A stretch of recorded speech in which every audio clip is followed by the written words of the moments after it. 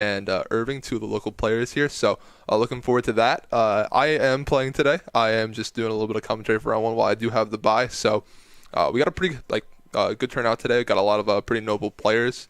I saw Chubba's out there in the crowd. We have notable player Case. We had James Speed. So a bunch of big names today, and we're gonna get our first look at the VGC 18 format, which is really, really awesome. Haven't had any live events here in New York yet, but format ships tomorrow, January 1st. But we're gonna get a little bit of an early look here and look at the new format, which should be pretty fun. But yeah, looks like we're gonna wait a little bit for the stream to get set up, and then we'll get some games going. Have like I said, Anthony Rosano and Irving playing round one. Looks like we're going to start getting the game here. Might take a little bit to get going, but we'll get started very, very shortly.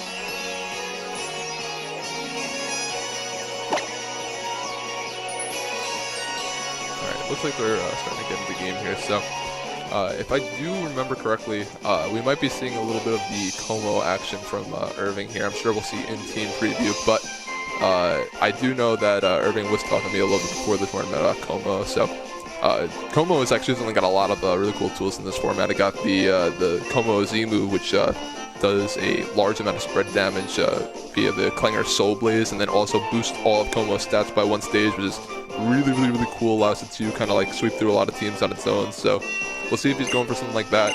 Rosano is actually known for a lot of pretty wanky strats. Like he has some pretty funky stuff going on usually, but we're gonna see what he's learning in the new format. In the past, he's run a lot of really weird stuff, like a Smirgle with an Anger Porn Tauros that always crits the Tauros, gets a +6 attack. He's known for that in the past. He ran a lot of the Dark Void with the Void Cats back in 2016. So Rosano's always been known as a player that you kind of want to avoid at these tournaments just because the unpredictability of what he can put out there. So I'm actually really interested to see what both of these guys are playing because, like I said, it's a very, very new format. We have not seen any live tournaments of this yet, so could be very, very interesting. Yeah, and it looks like still having a little bit of trouble getting the games, but I'm sure it will be starting very, very shortly.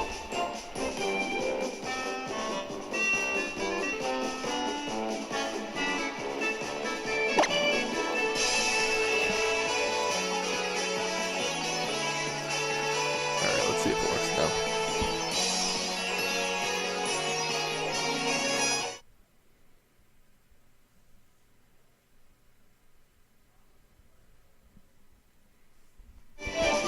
Alright, looks like we're going to start getting into game here. And looks like Anthony will be on the top side, so we're going to probably be seeing this from Irving's perspective. So it should be a pretty interesting game with all the weird stuff we could see. I really think that Irving's playing the Como, and I really want to see the Como because I think it's such a cool mod. And the team that kind of like supports around it is very like focused on beating the Tapus. So making sure that you beat all the fairy types so that Como can win the game for the most part. So if we're able to see that Como, that'd be very, very awesome. And Rosano is somebody who doesn't play a lot of standard stuff. May not be carrying a lot of those fairies types that can, stop the Tapu. So we'll see if he does have something that can stop it. A lot of times, like one of the best answers is Tapu Fini. We see that very, very often as one of the premier answers to Como being like the second most used Pokemon in this format so far in the very early stuff we've seen so far. But it looks like we're getting into game here, and it looks like we are seeing not the Como, but we're seeing a bit of rain action from Irvin's side. And sorry about that, the screen's a little blocked up, but yeah, here we go. Looks like we're going to see Irving on the left-hand side there running the Manectric, Hydreigon, Kartana, Tapu Bulu, Politoed, and Floatzel. And Anthony's running a very interesting team of Lucario, Pinsir, Medicham, Gardevoir, Crocodile, and Togekiss. So this is very interesting. I want to think that this is probably the Z-Tailwind Togekiss, which raises its critical hit ratio, paired with the Anchor Point Crocodile, which will allow and his Crocodile gets a +6 that's crit by the Togekiss. So let's see if he wants to go with that early. We're not seeing the Como like I was hoping, but we are getting a very interesting team from Irving and as well. Floatzel not uses the Swift Swim use that we see, but has some pretty cool tools. The physical attack uses, not what most of the Swift Swim users are. We're looking at Lucario and Togekiss for lead, as well as Kartana and Floatzel.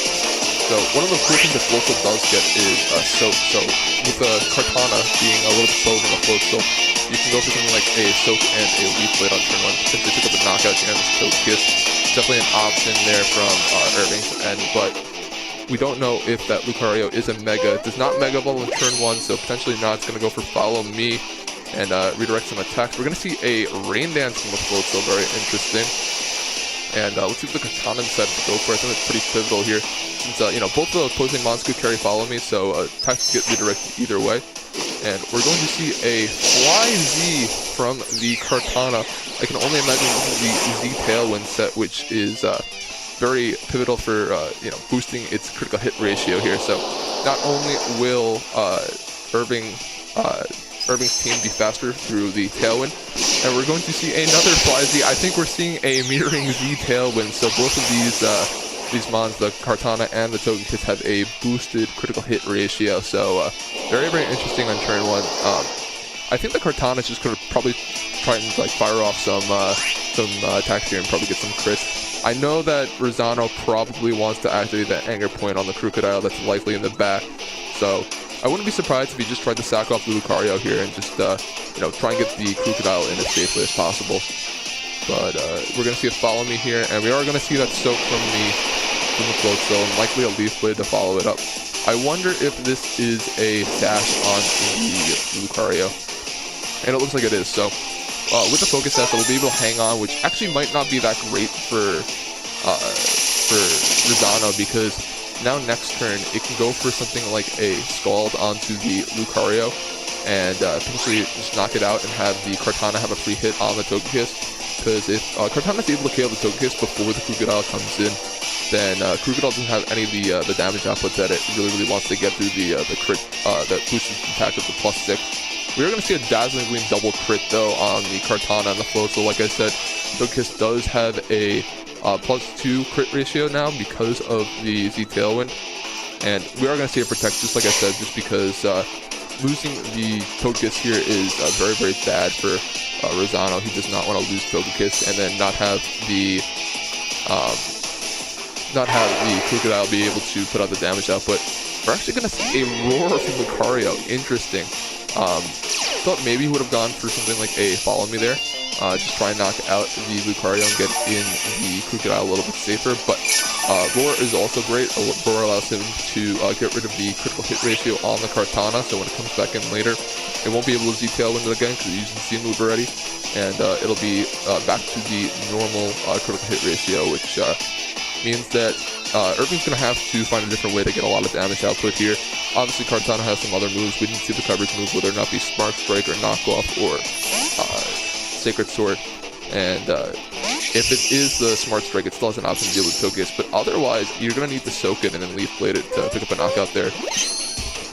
But yeah, we're going to see a Follow Me from Lucario, and Liquidation is going to knock out the Lucario here. I can only imagine we're going to get the Crocodile coming in here. The only problem with this is that if you bring the Crocodile, you can't just freely go for an attack into the Crocodile and just go for an Earthquake. So Kartana's still on the field to survive the Dazzling Gleam, so now Crocodile has to be careful if it wants to come in here, because it can't just really fire up an attack. Togekiss can go for a follow-up Tailwind and try to make sure that the Kartana now the Crocodile now outspeeds the Kartana. The problem with that though is he can just follow up with a Tailwind of his own, so we are going to see the Medicham come in instead. And that Medicham, which is likely Mega, should allow him to, fake out either the Kartana or the Manectric. I want to say he probably fakes out the Kartana here. Faking out Kartana allows him to go for a Tailwind with the Togekiss, like we said, and being able to deny the second Tailwind on Irving's side is actually huge, because that means he will be able to bring his Crocodile a little bit safer in the end game and hopefully just, you know, get the crit with, I can only assume it's probably 8 speed onto the Crocodile and then get the plus 6 attack boost. But we are going to see a Mega Evolution from the Manectric first on Irving's side, get the Mega Evolution there, as well as the Mega Evolution from the Medicham. So both players revealing their Megas here. Definitely possible that Rosano still has the Mega Evolution on the Pinscher as well, but likely not going to see that this game. And we're going to see Protect from the Manectric. I wonder if this is a double Protect. Nope, it's going to be Fake Out into the cart. And that's not enough to pick up the knockout, but we are going to see that Tailwind from the Togekiss. So, like we said, it's going to be a lot easier now for Crocodile come in that late game and, you know, kind of survive it long enough to take, like, advantage of the boost. But we might not even get to that point. He might just be able to pick up knockouts on the Kartana and the Manectric before the Crocodile even comes in. So he probably doesn't want to stress that too much. He could just switch out Medicham here into Crocodile and go for a Dazzling Gleam, pick up a knockout on the Kartana, do a lot of damage to that Manectric, but we are just going to see a high jump kick into the Manectric slot, and it looks like Rosano's going to try and pick up a double knockout here. High jump kick does connect and pick up the knockout, and Dazzling Gleam should easily clean up this Kartana, so Rosano is going to take a 3-2-1 lead here, and it's going to be very hard for Irving to come back here. I think he found out a lot of information. If he didn't know what Rosano was going to try and go for in the beginning of you know, game 1, he might not understand what exactly Rosano's trying to do, because he hasn't seen the extreme speed onto the Crocodile. So we'll see if Irving actually is able to identify Rosano's strategy. Obviously, Rosano didn't even need to resort to activating the anchor point on the Crocodile. That was likely in the back. We don't even know that he brought the Crocodile in the back. He could have brought one of the other Pokemon. Likely not the Pinscher, because I assume that the Pinscher probably has to be Mega, but definitely possible that he brought the other Pokemon that was not the Crocodile. But if you're going for the Z Tailwind, I'm assuming that you probably brought the Crocodile in the back, so you want to be able to, you know, get the Z Tailwind, get the critical hit ratio up onto Kiss the +2, which I believe is only a 50-50 on the side attack into the Crocodile to activate the anchor point. So we're actually going to see whether or not it boosts up a little bit. So raise it up a little bit. All right. Okay. Cool. But yeah, if he goes for the Togekiss strategy again, I wonder if he's going to be able to bring in that Crocodile a little bit safer in this game too, because it looks like he does have 3 Mega Evolutions on his team. That Mega Gardevoir, Mega Medicham, and the Mega Pinscher. So definitely all possible for Mega Evolutions here on this team. One of those could not be Mega. We could definitely see something like the Gardevoir not be Mega, maybe have a different item. But if that is 3 different Mega Evolutions, it looks like Rosano is pretty hard in on that setup strategy. He wants to make sure that he gets the anchor point activated most games. So I expect to see the same things from Rosano here. Maybe Irving tries to change it up a little bit, maybe bring stuff that could throw in the Kartana a little bit more. And we see the Manectric a little bit earlier on in the game. So interesting to see what Irving's going to do here. I think that Rosano is pretty much in the driver's seat. I'm going to have to see Irving respond here for the most part, because that game 1 was not really that pretty for Irving. He needs to, you know, try and find ways to like KO the Togekiss before it can like get going. And we're going to see Togekiss right off the bat again.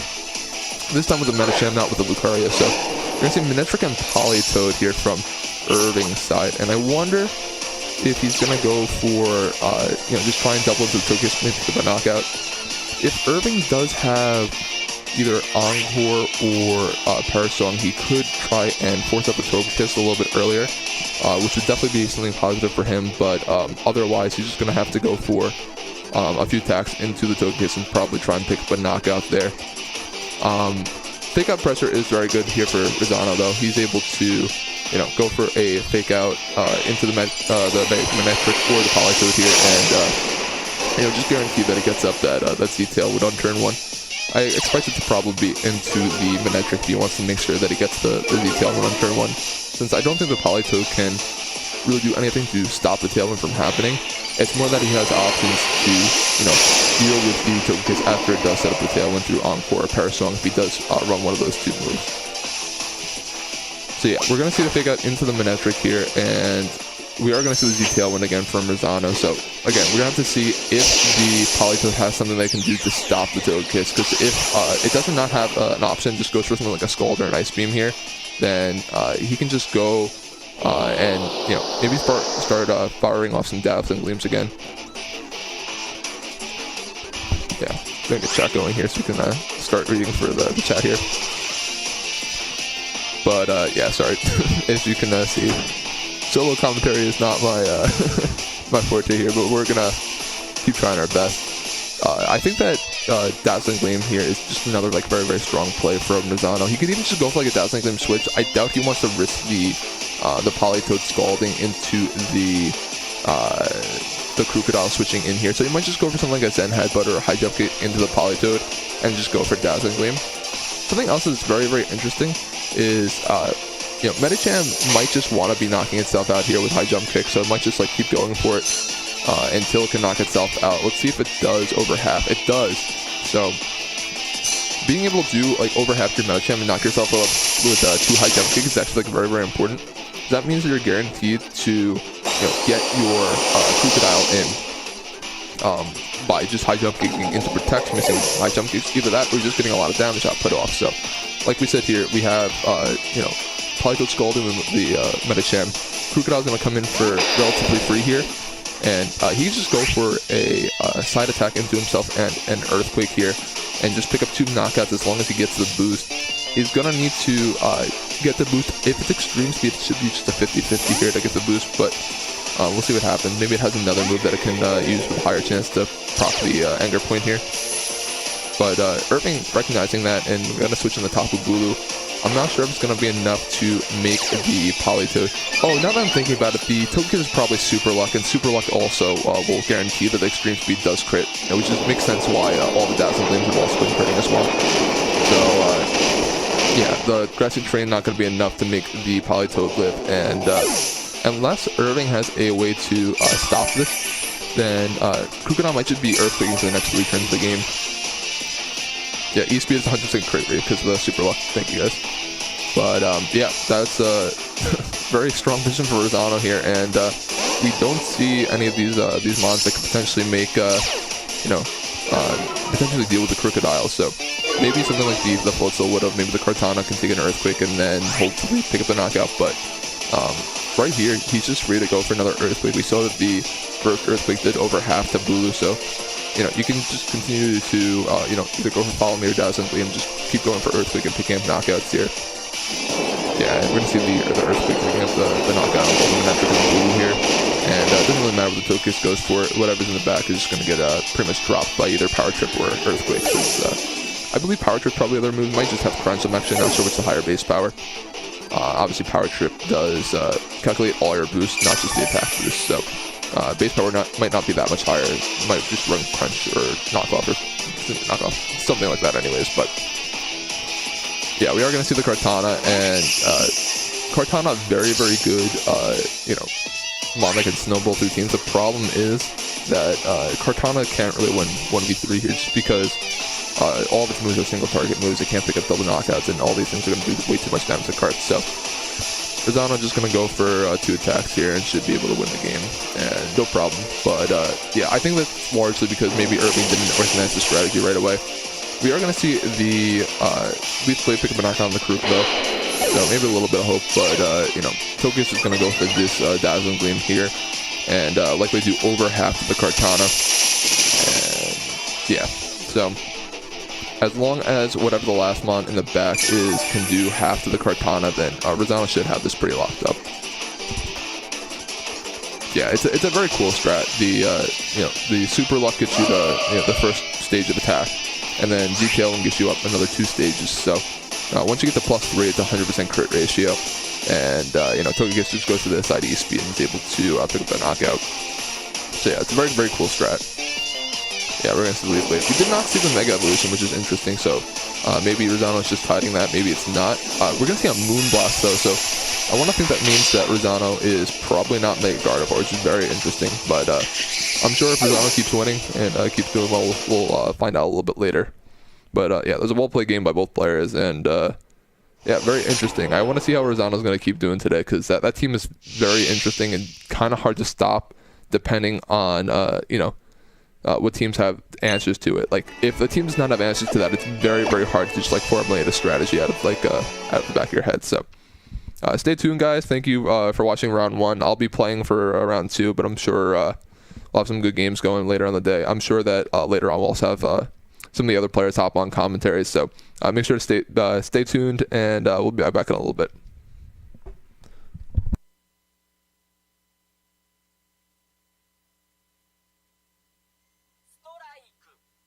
カマキリポケモン